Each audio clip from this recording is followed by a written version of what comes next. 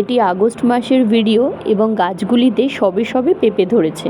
বিগত 7 মাস ধরে বাড়ি যায়নি এবং এটি গাছের এখন অবস্থা। গাছের পেঁপে প্রায়ই শেষ, তবুও এখন আছে কিছু, কিন্তু সেটা খুবই অল্প। এখনও গাছে কিছু পাকা পেঁপে রয়েছে, তাই বাবা আজকে সেই পেঁপেগুলো পাড়ছে। এটি কিন্তু দেশি পেঁপে নয়, বাজারে যে হাইব্রিড পেঁপেগুলো কিনতে পাওয়া যায় এগুলো সেটি।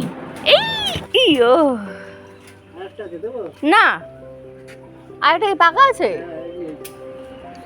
এগুলো কি করে ওই যে একটু রং হচ্ছে সেটাই বলছো?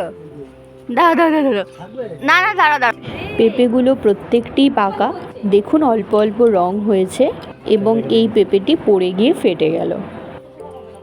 3-4 দিন পেঁপেগুলোকে বাইরে রাখলে সেটা অটোমেটিক্যালি রং ধরে নেয় এবং এই রকম দেখতে হয়ে যায়। পেঁপেগুলো দেখতে যতটা সুন্দর, খেতে তার থেকেও খুবই ভালো, খুবই মিষ্টি।